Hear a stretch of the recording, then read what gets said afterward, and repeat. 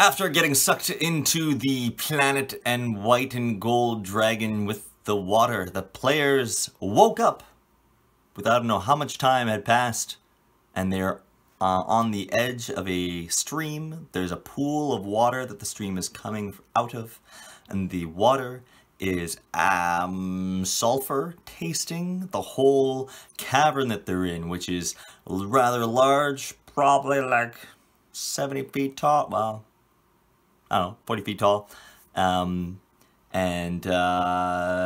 probably about 100 feet in diameter, and there's several passages leading out of it. And the players one by one wake up and wonder where the heck they are.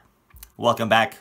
I am Luke Friesen, and this is the campaign diary for the Dragon Lads. Part 1 is just going to be the story, as usual. Part 2 I'll be talking about just DM notes, this kind of stuff that I learned from it and whatnot. And here we go. So, Eris the Wizard, being the clever man, played by a person who is also ex-military. So it's interesting that he was the one that said, okay, well, which way is the stream flowing? Because he figured if the stream was flowing downhill, that they could just simply follow upstream until it leads them out of this underground cave. And unfortunately, as I mentioned, the stream was flowing out of the pool and into another room. But me as a DM, I'm like, huh, that's a great idea. I didn't even think of that, obviously. So the pool that they just came out of is where the stream is coming from.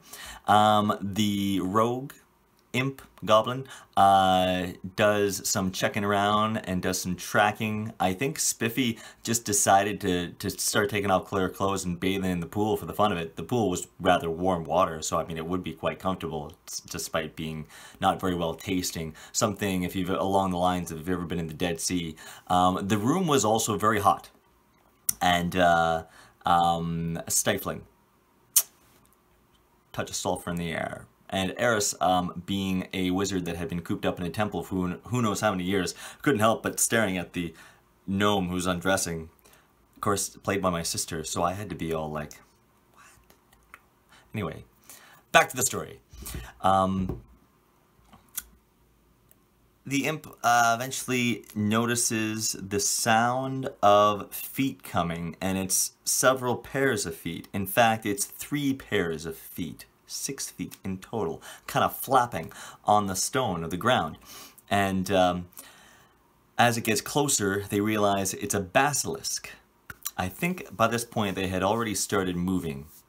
So they actually, they were moving on to get out of that cavern, and this basilisk had followed them, and it had gone south along the stream into the next cavern, which was much bigger still. Gigantic, massive cavern, and they're walking across it, and they hear these footprints coming behind them. And there's this basilisk, and they decide to try and attack it to keep from getting close to them. Basilisks, deadly. Eris is using frost ray of frost to give it the slow movement bonus, the slow movement effect that spell does, which I thought was a great idea. And Kato the Paladin at this point figures he wants to be the brave and triumphant guy again, and he goes right up to it and attacks it. But the problem is when you're trying to attack a basilisk, you have to avert its gaze. You can't look directly at it, so you're trying to fight something you effectively cannot see. The reason why is because as soon as they started to look at the basilisk and its glowing eyes stared back at them, they had to fight this magic that it was overcoming them to turn them into stone. And if they had failed that, they would have turned into stone. Well, luckily they didn't, but then as they're trying to hit it, it's hard to hit. Kata is there swinging at him, and then the basilisk does his attack. I do my roll, and I kind of look up and go, as the basilisk lunges toward you, a force field appears between you and the basilisk. And I think it was a moment later, I kind of go back and say, it's like some sort of cloth, like a gold cloth shimmer that goes between you, and the basilisk is just stopped in its tracks, and it can't go any further for that brief moment, and then it disappears. And the whole party just kind of goes, oh, it's the space dragon! Which is how Glimleon the dragon, the creator of the world, got his second name. the space dragon.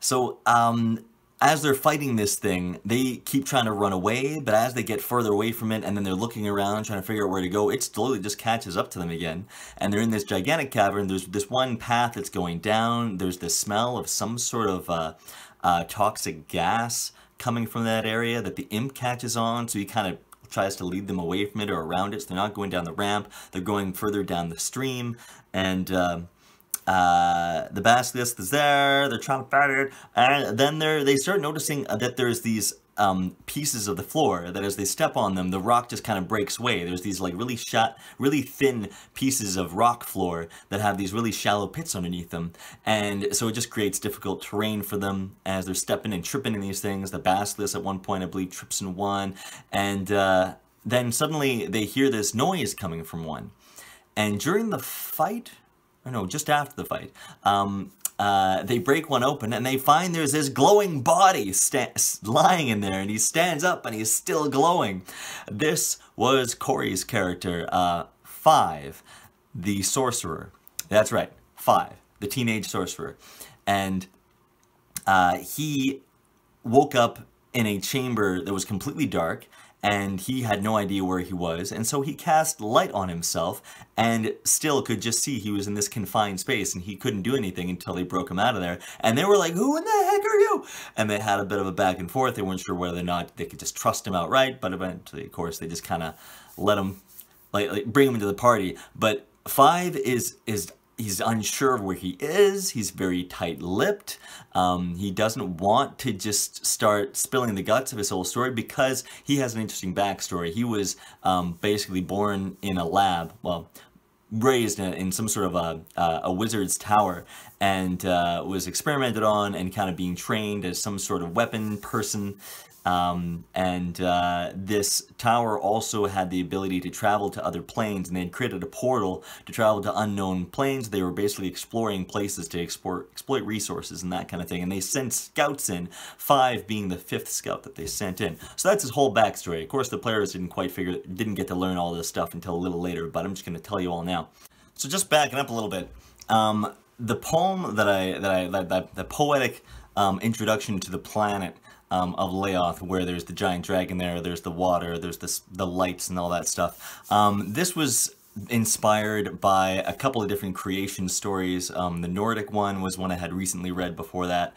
I'm a big fan of like C.S. Lewis's Magician's Nephew, and this idea of not just hearing about a creation story, but that this creation story is somewhat literal, and you could actually be present for it, and just having the heroes, the players, present for the creation of the world that they're entering into. I did not make this as blatant maybe as I should have to the players, because one of the questions that I asked them after the campaign was done, months later, was how old did they think this planet was, and they were all guessing, you know, numbers of years, hundreds or something, or dozens, or like not old. They felt like this place was a newer place, but when I told them that it was like everyone that they met was almost literally born yesterday kind of thing, like everything was created just as literally in front of them as they got there. They didn't seem to, none of them seemed to quite have clued into that, which was, I was surprised.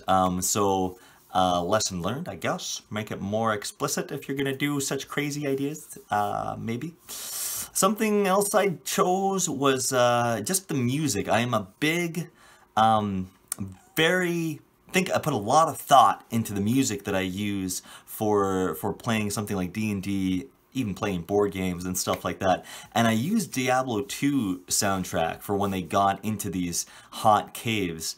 And I wanted that kind of heavy, kind of foreboding kind of feel. But Diablo 2 is definitely got a bit of that creepy, a bit of that kind of like, it's supposed to represent, you know, fighting really evil things, being in kind of a hellish and demonic and corrupted kind of world.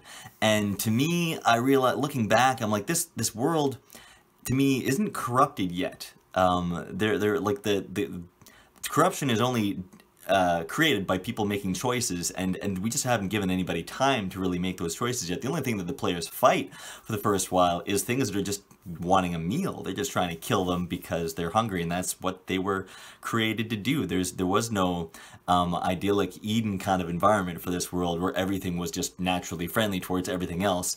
The things that could kind of make the decision whether or not to would be the ones that were told not to eat other people. And I'll get more into that later, I think. When Kata was like, oh, it's the space dragon! When I had that gold cloth force field come up, I was a little bit dismayed in that moment when that happened, because I just think, like a better dungeon master, if you're gonna just fudge a roll or make a roll for an attack that a monster is making on the player behind the screen and just say, oh, this would kill you outright if I let this happen right now, I'm just gonna say he missed, and do it in such a way that the players can believe you, which you're just making the story. That's okay. I believe dungeon masters have every right to do that kind of thing, and it would have killed him. Like, it would have at least downed him, and then all the other players wouldn't be able to, like, get to him, because as soon as they get close to this thing, it would have bitten them too. And I freaked out. I was like, oh, there's a force field. But the way it worked out, Kata's character as a paladin, needing to kind of serve some sort of a god, I guess, he chose that Glimleon, having saved him, that this was a religious experience for his character, and that from that point on, he was all about, like, yeah, let's do this for Glimleon, pretty much. Like, the fact that he made that part of his character's story, I thought was brilliant. I loved it so much. That he was engaged with my world, I guess, was the main thing. I'm all tickled pink because it's like, we're making stuff up together. And something that I should not forget to point out was the fact that the players killed the Basilisk. The players killed the Basilisk in their first combat as level 1 players. I believe a Basilisk is it might be a challenge rating 3 or something like that, but it is way above a level 1 party, even if they have 4 players. The 5th player didn't actually get in until the combat was done, so that was quite the achievement. I kind of applauded at them. There was that one missed shot, but otherwise it was their kill. And I mean, one of the reasons why I was using it is because I wanted to kind of get them to have this feel that this place is deadly, it's challenging, and I was basically hoping I could literally push them around the map to try to get them to where they needed to go with something like this Basilisk. Originally, I was actually planning to use what I call the Great Worm, which is a huge monstrosity that you will meet later, that the circumference of this beast is like the size of a house.